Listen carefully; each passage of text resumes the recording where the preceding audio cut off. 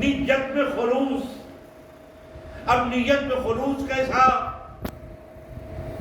تو امام صادق علیہ السلام ایک دوسری روایت میں فرماتے ہیں کہ امام سے کسی نے پوچھا کم عقل ترین انسان کون ہے؟ امام سے پوچھا کم عقل ترین انسان، جس کی عقل کم ہو، وہ انسان کون ہے؟ تو امام فرماتے ہیں کم عقل وہ ہے جو عبادت میں ریاکاری کرے. واہ واہ واہ، سبحان اللہ سبحان اللہ. کم عقل وہ ہے کہ جس کی نیت میں اخلاص نہ پایا جاتا ہو. ہم کم عقل سے کہتے ہیں جو پڑھائی کرے، پڑھائی کرنے کے بعد بزنس نہ کر پائے، نوکری نہ کر پائے، پیسہ کما نہ پائے، ہم کہتے ہیں یہ بہت کم عقل ہے. یہ بہت کم عقل، ہم اس کو کم عقل کہتے ہیں. دکان لگایا، دکان سے پیسہ نہیں کما سکا، کارخانہ چلایا، کارخانے سے پیسہ نہیں کما سکا، تو ہم نے کہا وہ کم عقل ہے. امام فرماتے ہیں کم عقل وہ ہے جو عبادت کرے اور اس میں ریاکاری کرے. نیت میں خلوص ہونا چاہیے. پہلی صفت یہ ہے کہ انسان جو شیطان کے کنٹرول میں نہیں جانے والا ہے، جس کی نیت میں خلوص ہو. اب ہم نماز پڑھتے ہیں، اگر ہم نے نماز پڑھا اس بنیاد پر کہ مسجد میں نہیں جائیں گے تو محلے والے کہیں گے یہ تو نماز پڑھتا ہی نہیں ہے. مسجد میں اس لیے آتا ہے تاکہ 10-15 آدمیوں سے ملاقات ہو جائے. نیت میں خلوص. حج کرنے اس لیے جاتا ہے کہ اگر ہم حج کرنے نہیں گئے تو لوگ کہیں گے اتنا پیسہ ہے تمہارے پاس، اتنی دولت ہے تمہارے پاس، اور تم حج کرنے نہیں جا رہے ہو. تو حج کرنے اس غرض سے گیا چونکہ روکے اور ٹوکے کوئی نہیں، کوئی میرے اوپر کنجوسی کا الزام نہ لگائے. لہذا جو حج کرنے گیا تو اس کی نیت میں خلوص نہیں ہے. تو معصوم فرماتے ہیں ایسا آدمی جو اپنی عبادت میں ریاکاری کرے وہ کم عقل ہے. واہ واہ واہ، سبحان اللہ سبحان. جو عبادت میں ریاکاری کرے. اور معصوم نے فرمایا کہ نیت میں خلوص بہت اہم مرحلہ ہے. نیت میں اخلاص ایک عظیم منزل ہے. اور جو آدمی اپنے عمل میں ریاکاری کرتا ہے، جو آدمی اپنے نیت میں اخلاص نہیں رکھتا ہے، تو ہماری تمنا کیا ہے؟ محشر میں ہم حسینی کہہ کے پکارے جائیں. ہماری تمنا ہم محشر میں مولائی کہہ کے پکارے جائیں. ہماری تمنا ہے ہم محشر میں غدیری کہہ کے پکارے جائیں. اب روایت کے دوسرے الفاظ ہیں کہ معصوم فرماتے ہیں جس نے دنیا میں اپنے عمل میں ریاکاری کی اسے قیامت کے دن خاسر، ایک گھاٹے والے کہہ کے پکارا جائے گا. وہ کہے گا پروردگار میں نے نمازیں پڑھی ہیں، میں نے روزہ رکھا، میں نے اتنی عبادتیں کی، مگر اس کے بعد چونکہ نیت میں خلوص نہیں تھا تو ادھر سے آواز آئے گی یہ گھاٹے والا ہے، یہ خاسر بندہ ہے. اور روایت میں خاسر کہہ کے محشر کے میدان میں ایسا شخص پکارا جائے گا. مولائی کہہ کے، ریاکاری کرنے والا کہہ کے محشر کے میدان میں ایسا شخص پکارا جائے گا. تو پہلی صفت یہ ہے شیطان جس کو اپنے کنٹرول میں نہیں کر سکتا ہے وہ کہ جو نیت میں خلوص رکھتا ہو. بے شک. اب یہ انسان ہے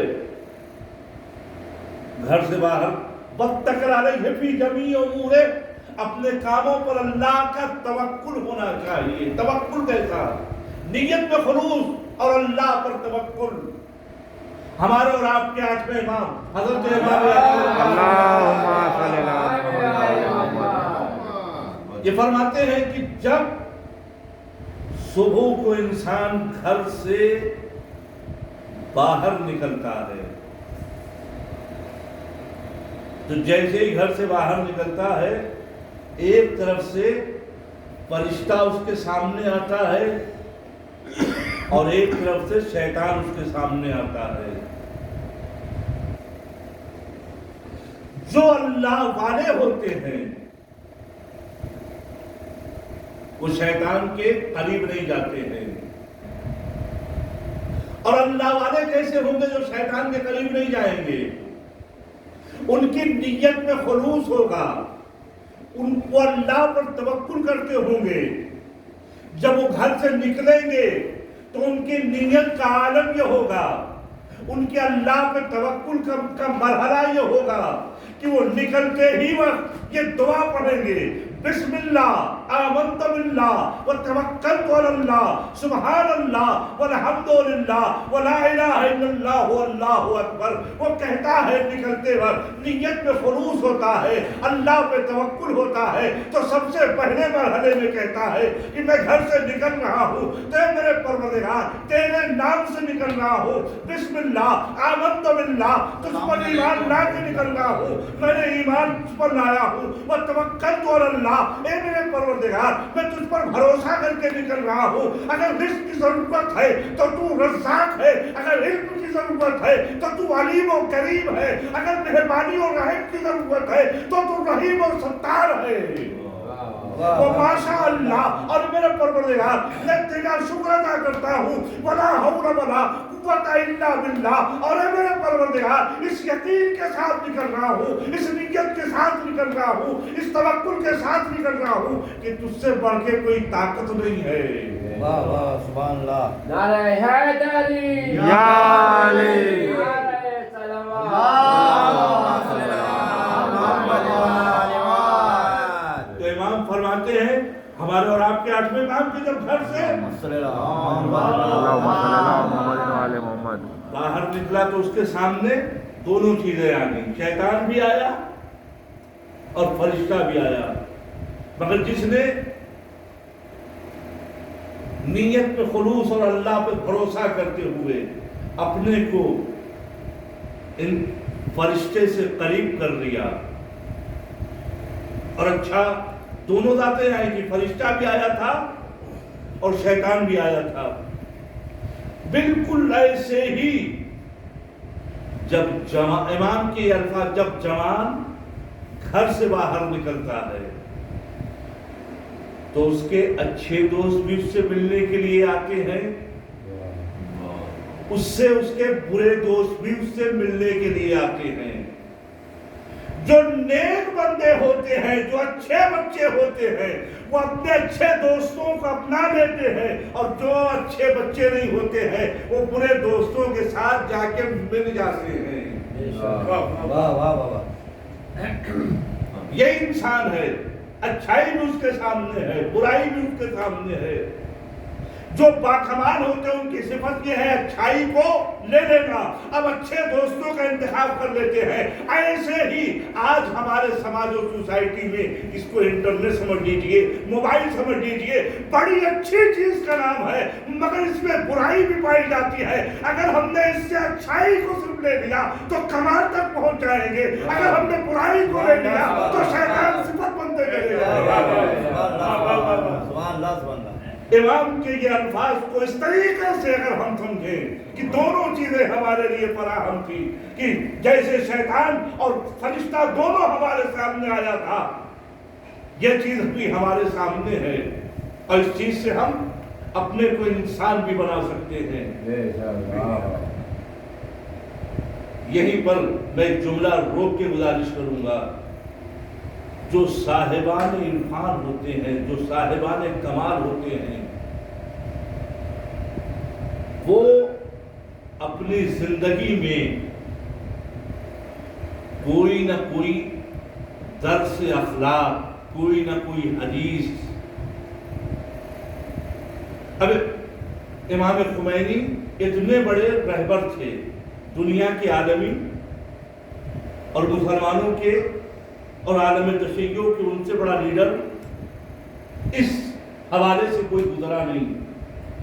ان کی زندگی میں ایک چھوٹا سا کمرہ تھا، ایک بستر اور ایک ریڈیو تھا. ایک ریڈیو تھا. یہ ان کا مشغلہ تھا.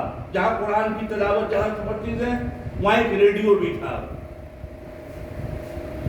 چونکہ اس ریڈیو کے ذریعے سے بہت سے اچھی چیزیں بھی ریڈیو سے بیان ذکر ہوتی ہیں، آتی ہیں، بری چیزیں بھی آتی ہیں.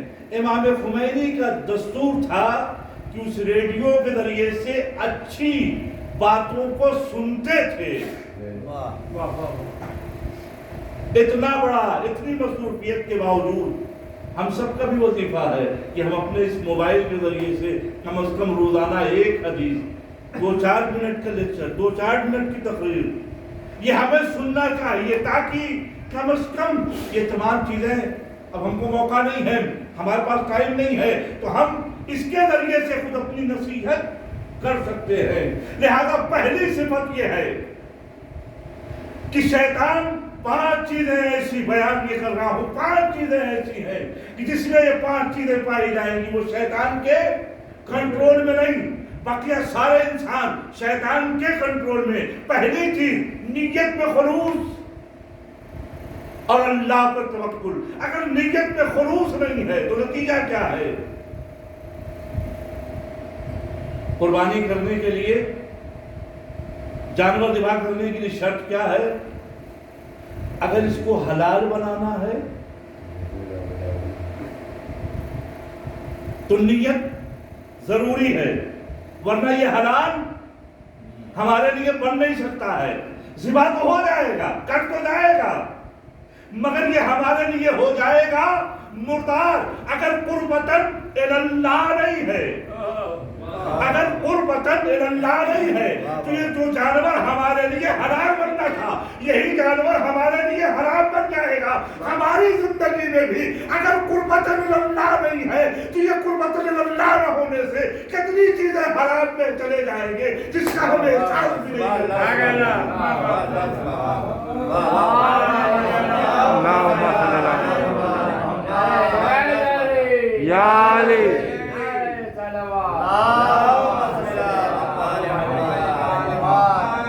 نیت میں خلوص. اگر قربت اللہ نہیں تو وہ جانور ہمارے لیے، اب کتنی مرتبہ ہم اپنی نیتوں میں کہتے قربت اللہ نے قربت اللہ کہتے ہیں. اب جو اللہ کا مطلب اللہ سے قریب ہونے کے لیے نہیں. ہم نماز پڑھ رہے ہیں، جو نیت کر رہا ہے قربت اللہ کا، اس کا مطلب یہ اللہ سے نہیں، حیوانوں سے، جناتوں سے قریب ہونے کے لیے. لیکن اگر قربت اللہ کہا تو اس کا مطلب اللہ سے قریب ہونے کے لیے ہے. یہ ہماری نماز قربت اللہ، وضو قربت اللہ، روزہ قربت اللہ ہونا چاہیے. نیت میں اگر خلوص ہے تو نتیجہ کیا ہے؟ وضو کر کے ہم سوئے تو اگر رات بھر وضو کر کے قربت اللہ سوئے ہیں تو سو تو گئے ہیں مگر ساری رات عبادت میں بسر ہوتی ہے، کیونکہ قربت اللہ. لہذا نیت میں پہلا مرحلہ ہے کہ جس کی نیت میں خلوص ہوگا، جس کی نیت میں اخلاص پایا جائے گا، وہ انسان کبھی شیطان سے قریب نہیں ہو سکتا، شیطان اس کو اپنے کنٹرول میں نہیں کر سکتا. دوسری چیز کہ شیطان جن کے لیے کہتا ہے جس میں یہ صفات ہوگی، یہ صفت ہوگی، وہ میرے کنٹرول میں. ذکر پروردگار، تسبیح پروردگار. ذکر پروردگار، تسبیح پروردگار۔ امام صادق علیہ السلام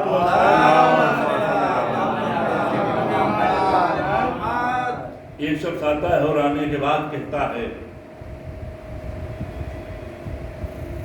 کہ میرے رزق میں تنگی آ گئی ہے، مجھے کھانے کو نہیں ہے، میں پریشان حال ہوں۔ تو امام نے فرمایا جا کر کے یہ تسبیح پڑھو۔ کون سی تسبیح؟ سبحان اللہ ہے، والحمد للہ ہے، ولا الہ الا اللہ واللہ اکبر۔ اور یہ تسبیح جس کو میں نے ذکر کیا، یہ تسبیح سبحان اللہ والحمد للہ ولا الہ الا اللہ واللہ اکبر نماز کی تیسری اور چوتھی رکعت میں بھی اس کو پڑھا جاتا ہے، سورہ الحمد کی جگہ۔ تو امام نے فرمایا رزق میں تنگی، اب ہو گیا۔ اس نے جانے کے بعد یہ تسبیح امام کے کہنے میں پڑھنا شروع کیا۔ کچھ دن بعد امام سے ملاقات ہوئی، امام نے پوچھا تیری حالت کیا ہے، تیری مشکلات کیسی ہیں؟ تو اس نے پڑھ کے کہا مولا میری مشکل حل ہو گئی ہے، میری پریشانی حل ہو گئی ہے۔ پتہ چلا ذکر پروردگار جو ہے اگر ذکر کرتا ہے تو اللہ اس کے طفیل میں اس کے رزق میں اضافہ کر دیتا ہے، اس کی مشکلات کو ختم کر دیتا ہے۔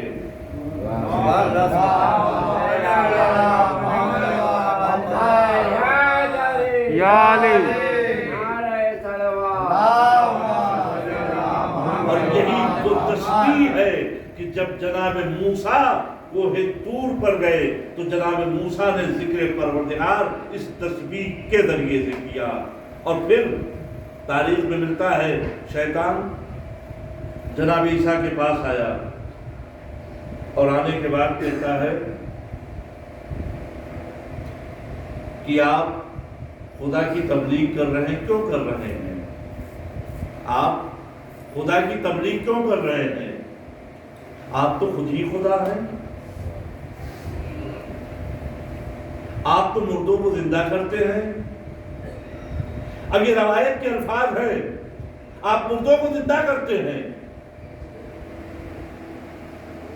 آپ تو آپ کے اندر یہ صفات ساری پائی جاتی ہیں۔ تو اب تاریخ روایت نے جملے لکھے ہیں کہ جناب موسیٰ نے، جناب عیسیٰ نے یہ ذکر کیا، شیطان جناب عیسیٰ سے دور ہو گیا۔ پتا چلا کچھ ایسے اذکار ہیں جن کے ذریعے سے شیطان انسان سے دور ہو جاتا ہے۔ ایک صلوات پڑھ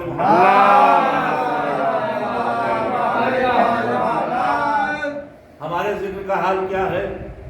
نماز پڑھنا ہمارے لیے واجب ہے، نماز میں تسبیح پڑھنا مستحب ہے، اس کے علاوہ بھی ہمیں کوئی اور ذکر آتا ہے، اس کے علاوہ بھی ہم کوئی اور ذکر کرتے ہیں۔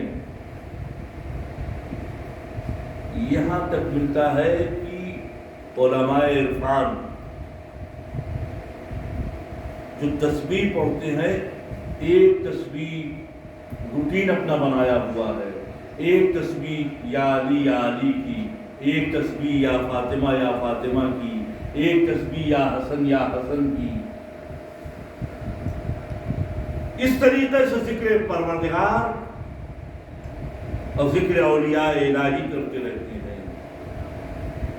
شیطان جو ذکر کرتا ہے اس کے لیے کہتا ہے یہ میرے کنٹرول میں نہیں ہے، یہ میرے قبضے میں نہیں ہے۔ تیسری چیز، جو مصیبت میں صبر کرتا ہو، شیطان کہتا ہے یہ میرے کنٹرول میں، جو مصیبت میں، اس لیے کہ ہمیشہ آدمی کو دھوکہ نہیں دیا جا سکتا، اور مصیبت میں جب ہوتا ہو تو ہر آدمی کی اچھی بری بات سننے کو تیار رہتا ہے، ہر آدمی کے بہکاوے میں آنے کو تیار رہتا ہے۔ مصیبت میں صبر، اب جو مصیبت میں صبر، جناب ابو ذر ان کے بیٹے دنیا میں جوانی کے عالم میں چلے گئے، تو ایک بیٹا جناب ابو ذر کا وہ بھی جب اس کا انتقال ہوا تو جناب ابوذر کے پاس لوگ آتے ہیں مصیبت میں صبر، اور جو مصیبت میں صبر کرے تو شیطان کہتا ہے یہ میرے کنٹرول میں نہیں ہے۔ جناب ابوذر کے پاس لوگ آئے اور آنے کے بعد کہا آپ تو اتنے باکمال انسان ہیں، آپ اتنے نیک صفت انسان ہیں، آپ کے یہ بیٹا بچا ہوا یہ بھی جوانی میں دنیا سے چلا گیا۔ جناب ابوذر نے کہا بیٹھو، جناب ابوذر نے کہا بیٹھو، سنو، اگر کوئی کرایہ دار ہو اور وہ کرایہ دار جب اپنا مکان بنا لے تو تم سب کی ذمہ داری کیا ہے؟ کہ ذمہ داری یہ ہے کہ جب وہ صاحب خانہ ہو جائے تو تم سب اس کو مبارکباد پیش کرنے جاؤ کہ ابھی تک تم کرایہ دار تھے،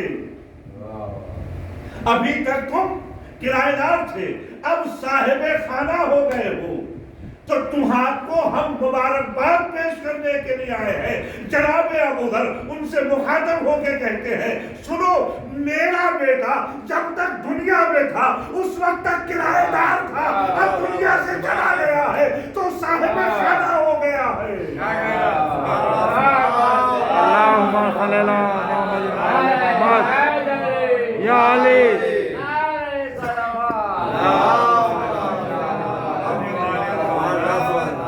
پھر جناب ابوذر کہتے ہیں وہ کرایہ دار جب اپنے اس مکان میں رہنے کے لیے آتا ہے، مکان میں رہنے کے لیے آیا، مکان مالک کو اس نے بلایا اور مکان مالک سے ملاقات کی، اور ملاقات کرنے کے بعد کہتا ہے یہ گھر جس میں میں کرائے پر رہنے کے لیے آیا ہوں، آپ مجھے اس مکان کی رجسٹری میرے حوالے کر دیجئے، اس مکان کی رجسٹری اور سند میرے حوالے کر دیجئے۔ تو کوئی بھی مکان مالک رجسٹری اختیار میں کرایہ دار کے نہیں دیتا ہے، کہتا ہے اس مکان میں تمہیں تصرف کا حق ہے، اس کی رجسٹری میں تمہیں دے نہیں سکتا، اس مکان کو میں تیرے نام لکھ نہیں سکتا ہوں، صرف تمہیں استعمال کا حق ہے۔ اور اچھا کرایہ دار آیا، کرایہ دار آنے کے بعد کچھ دنوں تک 2-4 سال مکان میں رہا۔ اب جو اس مکان میں آیا تھا تو اس نے دیکھا مکان میں کھڑکیاں بڑی اچھی ہیں، الماری بہت اچھی ہے، جانے لگا تو ایک مرتبہ مکان مالک سے کہا میں اس گھر سے جا رہا ہوں، یہ کھڑکیاں بڑی اچھی ہیں، یہ الماریاں بڑی اچھی ہیں، میں اس کو اپنے ساتھ لے جاتا ہوں۔ تو مکان مالک پڑھ کے کہتا ہے میں نے تمہیں صرف استعمال کرنے کے لیے دیا تھا، اس گھر میں اس کو چھوڑ کے جانا ہوگا۔ ایک کرایہ دار، اس دنیا میں تم کرایہ دار ہو، جتنی بھی چیزیں تمہارے حوالے کی گئی ہے، یہ دکان تمہارے حوالے، یہ اولاد تمہارے حوالے، یہ تمہارے استعمال کے لیے ہے، تمہیں اس کو چھوڑ کے جانا پڑے گا۔ ایک صلوات پڑھ دو۔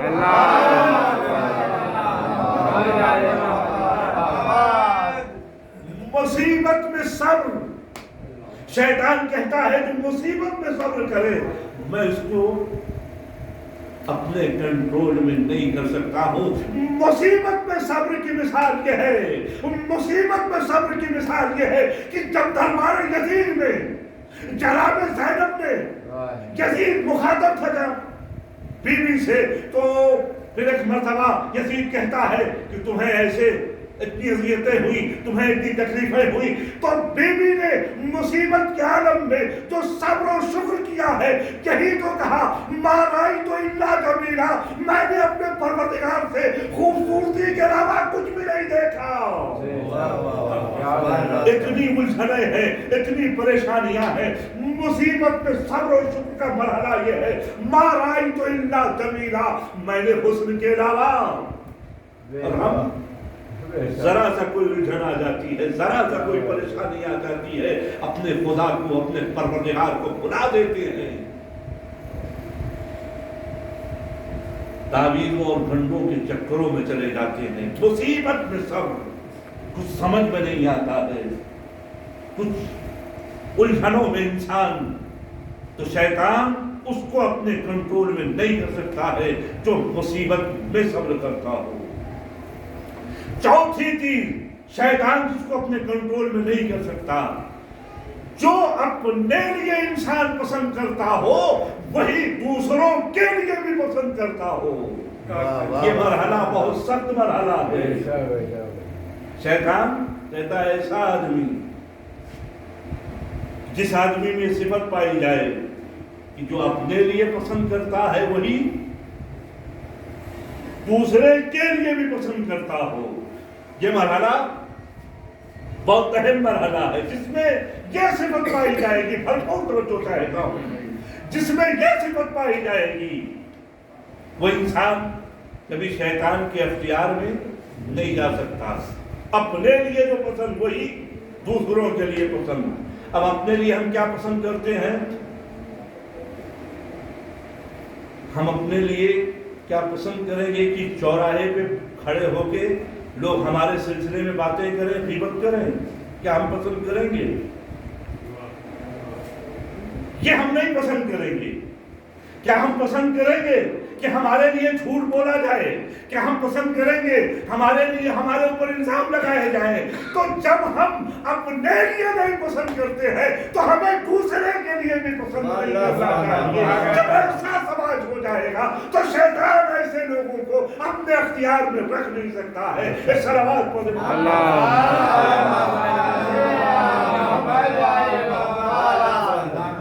پانچویں چیز جو شیطان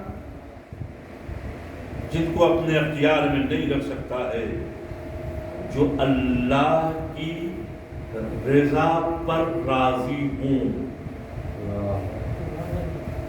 ان کو کیسے اتنا پیسہ مل گیا؟ یہ کیسے صاحب خانہ ہو گئے؟ یہ کیسے اس منزل پہ پہنچ گئے؟ یہ کیسے اس عہدے پہ پہنچ گئے؟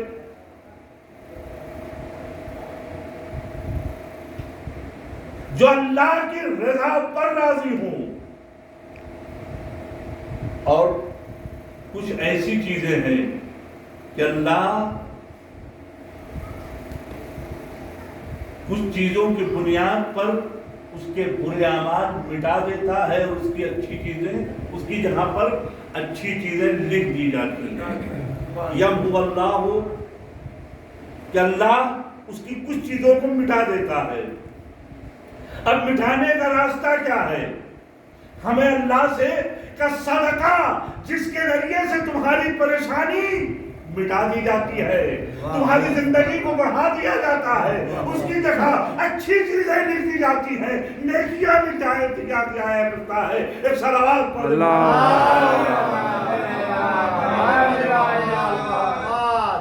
اس لیے کہ نیت میں خلوص، ذکر پروردگار، مصیبت میں صبر اور راضی برضائے پروردگار، اور جو اپنے لیے پسند وہی دوسروں کے لیے پسند۔ تو شیطان ایسے کو اپنے کنٹرول میں، اس لیے کہ شیطان کو کنٹرول کرنا بہت آسان ہے، لیکن یہ تمام چیزیں انسان کے اندر پیدا کرنا ہوگا، چونکہ انسان کا یہ دل ایئرپورٹ کے مانند ہے۔ انسان کے دل کی مثال ایئرپورٹ کی ہے۔ ایئرپورٹ پہ کیا ہوتا ہے؟ جہاز اترتا ہے، ایئرپورٹ پر جہاز اترتا ہے۔ کیا ہر جہاز ایئرپورٹ پہ اتر سکتا ہے؟ کیا ہر جہاز ایئرپورٹ پہ نہیں اتر سکتا؟ دنیا میں بہت سے ممالک ہیں جہاں پر سارے جہاز اتر نہیں سکتے۔ ایران میں اسرائیل کا جہاز نہیں اتر سکتا، لہذا اب یہ دیکھا جاتا ہے کہ کون سا جہاز ہمارے لیے فائدے مند ہے، کون سا جہاز ہمیں نقصان پہنچانے والا ہے، تو فائدے مند جہاز کو اترنے کی اجازت ہوتی ہے، نقصان دہ جہاز کو اترنے کی اجازت نہیں ہوتی ہے۔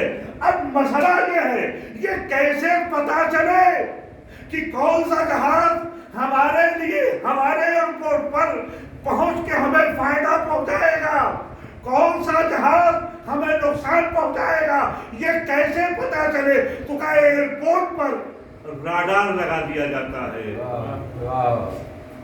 ایئرپورٹ پر راڈار لگایا جاتا ہے، راڈار یہ پتا دیتا ہے کہ کون سا جہاز اس ایئرپورٹ میں اترنے کے لائق ہے، کون سا جہاز اس ایئرپورٹ میں اترنے کے لائق نہیں ہے۔ تو انسان کا دل ہوا ایئرپورٹ، اور یہ راڈار انسان کی عقل ہے، انسان کو اپنی عقل کو استعمال کرنا چاہیے کہ کون سی چیز حلال ہے جو ہمارے لیے فائدے مند ہے، کون سی چیز بری ہے جو ہمارے لیے نقصان دہ ہے۔ سلامات پڑھے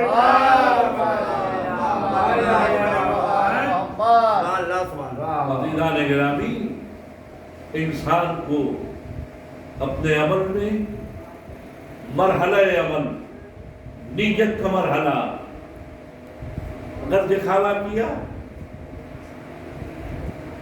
تو ہمارا سب کے سب بیکار ہو جائے گا، کمعقل کہلائیں گے، بیوقوف کہلائیں گے۔ لیکن ہم نیت میں خلوص کے ساتھ، نیت میں اگر خلوص ہے، نیت میں اگر اخلاص ہے تو نتیجہ کیا ہوتا ہے؟ نیت میں اگر خلوص پایا جاتا ہے تو اس کا نتیجہ یہ ہے، ضربت علی کی یوم الخندق، علی کی ایک ضربت ثقلین پر بھاری ہو جاتی ہے۔ ایک ضربت اگر نیت میں خلوص ہے، اور جو اپنے لیے پسند کرتے ہیں وہی اگر دوسروں کے لیے پسند کرتے ہو تو شیطان کہتا ہے وہ میرے اختیار میں نہیں۔ اب اس کی مثال اگر دیکھنا چاہتے ہیں، جو اپنے لیے پسند کرتے ہیں وہی دوسروں کے لیے اگر پسند کریں تو اس کا نتیجہ کیا ہوتا ہے؟ در سیدہ پر سائل آتا ہے، جو افطار اپنے لیے بنایا تھا وہ سائل کے حوالے کر دیا، ادھر سے آیت نازل ہوتی ہے، سورہ نازل ہوتا ہے، پروردگار نے پڑھ کے کہا اگر نیت میں خلوص پایا جاتا ہے، عمل اتنا بلند ہو جاتا ہے کہ آیتیں نازل ہوتی ہے، سورہ نازل ہوتا ہے۔ ایک صلوات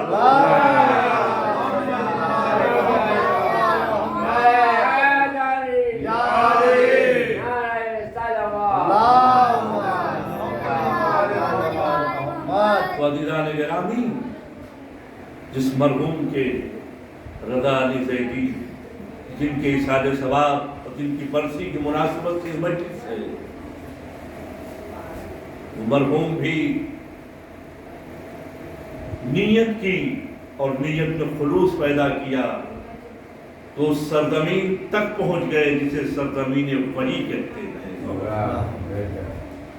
جسے سرزمین قرآن کہتے ہیں۔ مگر ورنہ جس حالت میں، جس کیفیت میں وہ تھے کہ چلنے میں اذیت تھی، چلنے میں تکلیف تھی، مگر ایسی بلند منزل پر، ایسے بلند جگہ پر ہر کسی قصور ناقص کو موقع نہیں ملتا ہے جانے کا۔